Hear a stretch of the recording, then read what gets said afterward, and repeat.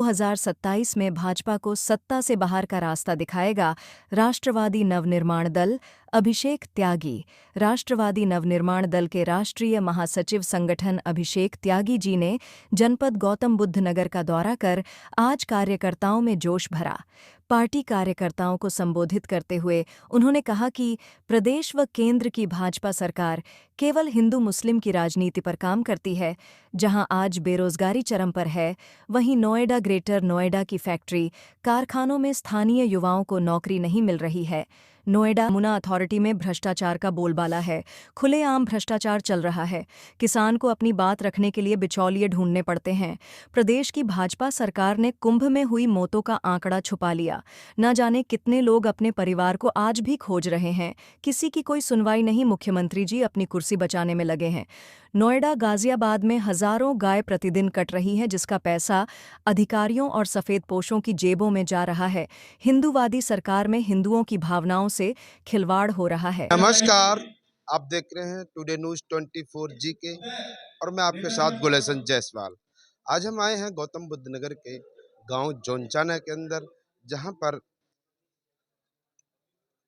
अभिषेक त्यागी जी जो राष्ट्रीय महासचिव हैं राष्ट्रवादी नवनिर्माण दल के, और यहाँ पर काफ़ी बड़ी भव्य तरीका से उनका स्वागत किया गया है। गांव वालों ने सभी ने मिलकर के उनका बहुत ही जबरदस्त स्वागत किया यहाँ पे। और आइए बात करते हैं। मनीष शर्मा, क्षेत्रीय महासचिव पश्चिम उत्तर प्रदेश, राष्ट्रवादी नवनिर्माण दल। आज जो यहाँ पे गांव जोनचाना के अंदर आना हुआ है और अभिषेक त्यागी जी यहाँ पे पहुँचे हैं, आप उनके साथ में पहुँचे हैं, क्या क्या मुद्दे हैं लेकर के यहाँ पे पहुँचे हैं? जैसा कि हमारे राष्ट्रीय महासचिव अभिषेक त्यागी जी ने बताया कि पहला मुद्दा गौतम बुद्ध नगर की जनता को ही नौकरी ना मिलना।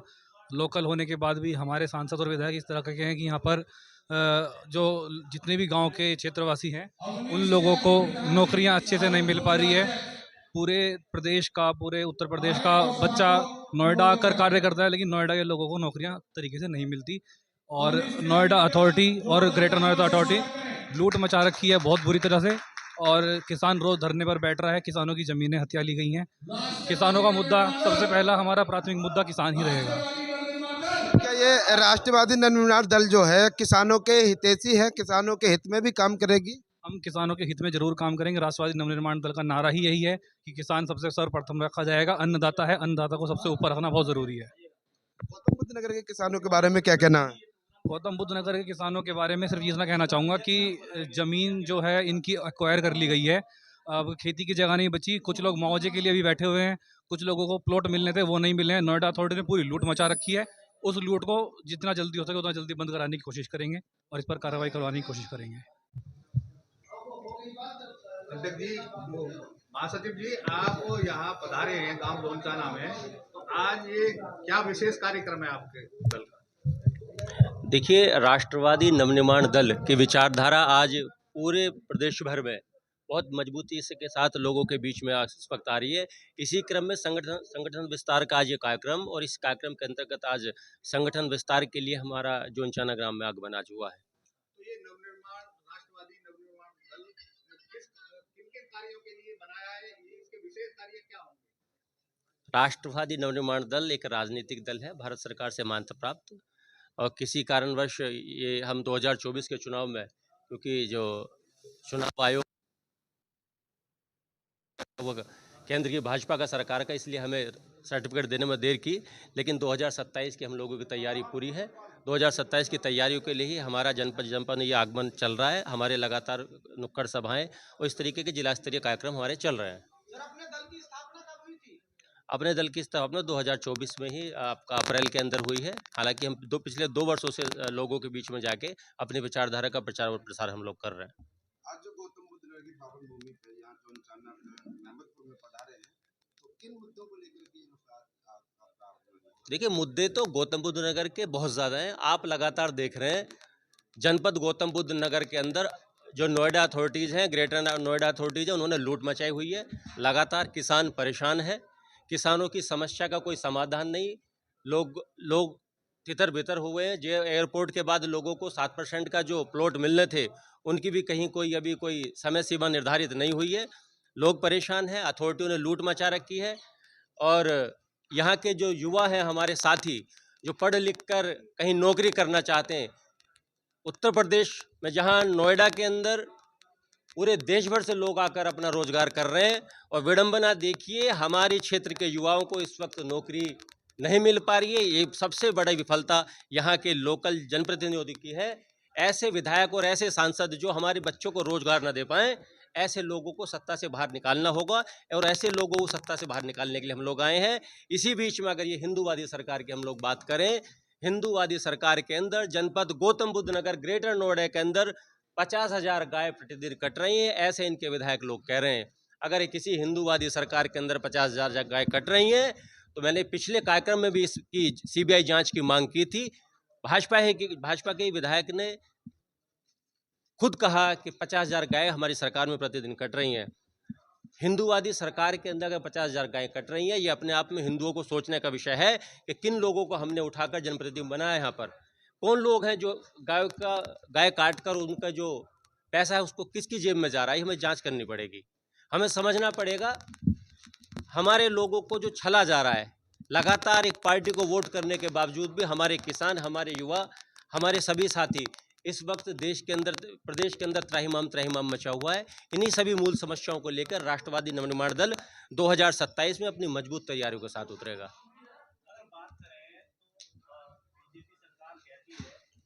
बीजेपी ये जुमलेबाज लोग हैं, ये किसी से छुपा हुआ नहीं है। जिसको भी अपने साथ इन्होंने मिलाया उसको ठग ही लिया। उसकी राजनीतिक विरासत को खत्म करने का काम इन लोगों ने किया। जनपद गौतम बुद्ध नगर की बात करें तो यहाँ से जो लोकल प्रत्याशी हो सकते थे उनको कहीं ना कहीं से बाहर से उठा के लोगों को बनाया जा रहा है। हम इस बात का पूर्णतः विरोध कर रहे हैं। और रही बात भाजपा की, तो इनकी ये जो जुमलेबाज सरकार है, इन नए दलों को आने से रोकना चाहती है। और लेकिन मैं आपको बताऊं, राष्ट्रवादी नवनिर्माण दल हमारे नेता आदरणीय श्रीकांत त्यागी जी की विचारधारा, और जिसके साथ त्यागी ब्राह्मण समाज का पश्चिम उत्तर प्रदेश का करीब 65 लाख वोटर इस वक्त तेजी से हम लोगों के साथ जुड़ रहा है। और हम वही लोग हैं जिन लोगों ने इनको पिछले 40 वर्षों से सत्ता के शिखर पर पहुंचाने का काम किया। ये वही लोग हैं जो आने वाले समय में इनके नीचे से सत्ता की कुर्सी को खींचने का काम करेंगे। त्यागी भूमिहार ब्राह्मण समाज के साथ साथ समाज का प्रत्येक शोषित वंचित वर्ग इस वक्त राष्ट्रवादी नवनिर्माण दल की विचारधारा के साथ जुड़ रहा है। आज इसी क्रम में जनपद गौतम बुद्ध नगर का भी संगठन विस्तार हम लोग करने जा रहे हैं।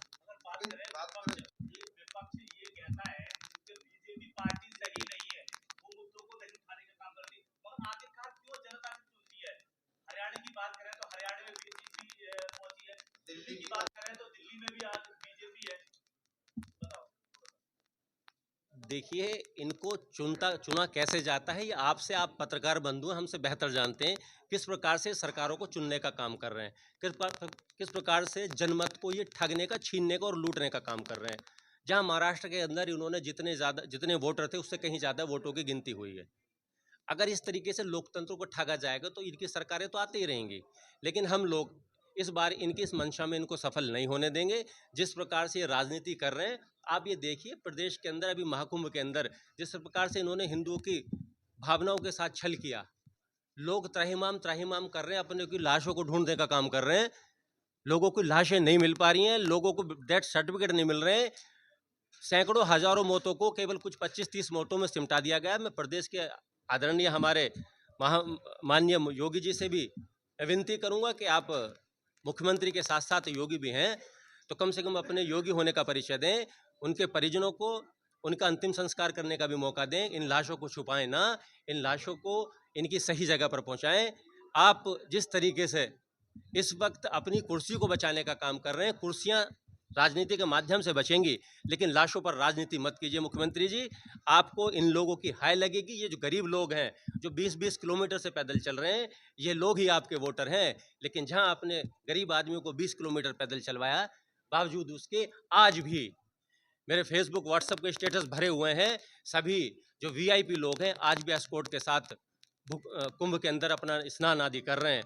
इन्होंने कहा था कि हम वीआईपी कल्चर को ख़त्म कर देंगे पिछले घटना के बाद, बावजूद उसके आज सुबह तक भी लगातार वीआईपी गेट, वीआईपी पलटून पुल चल रहे हैं जिन पे वीआईपी लोगों का मिलना निकलना हो रहा है, और आम आदमी आज भी 20 किलोमीटर तक पैदल चल रहा है। ऐसी व्यवस्थाएं हमने नहीं समझी थी कि अगर हम एक योगी को कुर्सी पर बैठाएंगे और योगी इस तरीके से करेंगे, ये प्रदेश की जनता के साथ छल है, ये गरीब लोगों के साथ छल है, ये आम आदमी के साथ छल है। 2027 निकट है, हम 2027 में मजबूती से जिला पंचायत, 2026 के अंदर जिला पंचायत और 2027 के अंदर इसी दल के माध्यम से हम आपको सरकार में अपने विधायक और मंत्री भी देंगे। और मैं आज ये दावा कर रहा हूँ कि प्रदेश के अंदर इस बार जो सरकार बनेगी वो राष्ट्रवादी नवनिर्माण दल की बिना सहभागिता से, हमारी बिना भागीदारी के कोई सरकार इस बार प्रदेश में नहीं बनेगी। भारत का कितने राज्यों में कार्य कर रहा है? राष्ट्रवादी नवनिर्माण दल भारत के 7 राज्यों में काम कर रहा है। फिलहाल हम पश्चिम उत्तर प्रदेश के 19 जनपदों के साथ साथ पूर्वांचल के अंदर, इसके साथ साथ आगरा, भिंड, मुरैना, जोरा, ग्वालियर के मध्य प्रदेश के अंदर हम लोग अपने संगठन के विस्तार में लगे हुए हैं।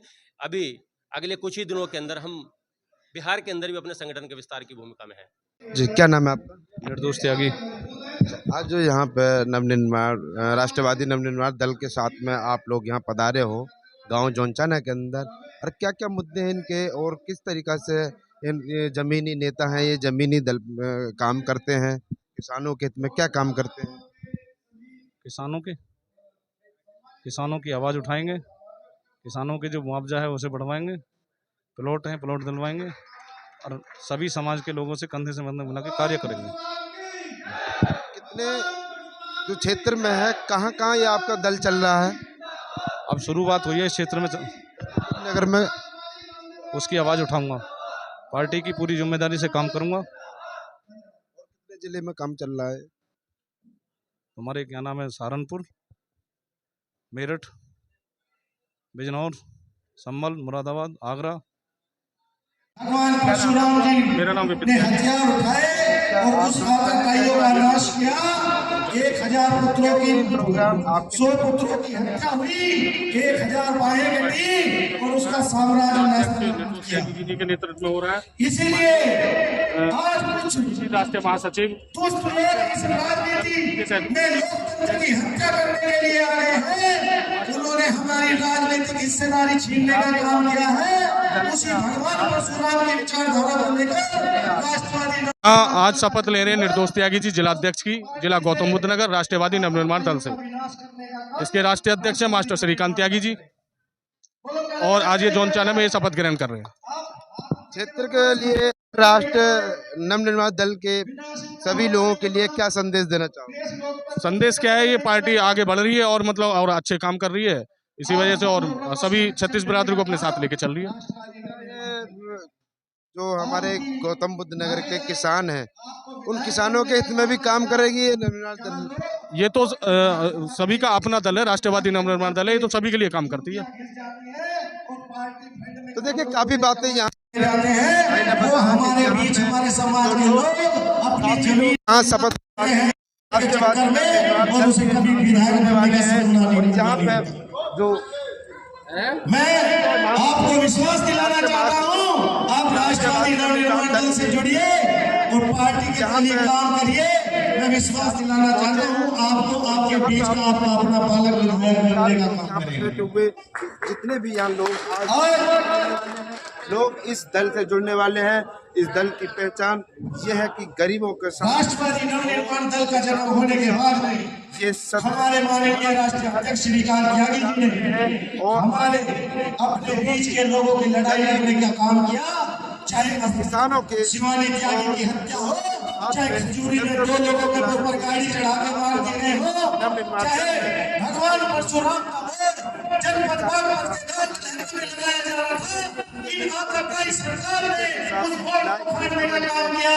जब उस बोर्ड को उखाड़ने का काम किया, हम लोगों को उठा के पुलिस ने हमें छोड़ने का काम किया और 5 मिनट में नतमस्तक होकर पिनोली थाने का इंस्पेक्टर गाड़ी में बोर्ड को रखवा कर सह सम्मान के इलाके में पहुंचाने का काम किया। ये ताकत है आपके दल की, आपके नेता की। और कितना बड़े दुर्भाग्य की बात है, किसानों की लड़ाई लड़ने वाले डल्लेवाल जी 65 दिन से 85 वर्ष की आयु में किसानों के हितों की लड़ाई लड़ने के लिए 65 दिन से आमरण अनशन पर, मरणासन पर बैठे हैं और ये गोदी मीडिया उस खबर को दिखाने का काम नहीं कर रही है। किसानों से वादा किया, हमारे उपराष्ट्रपति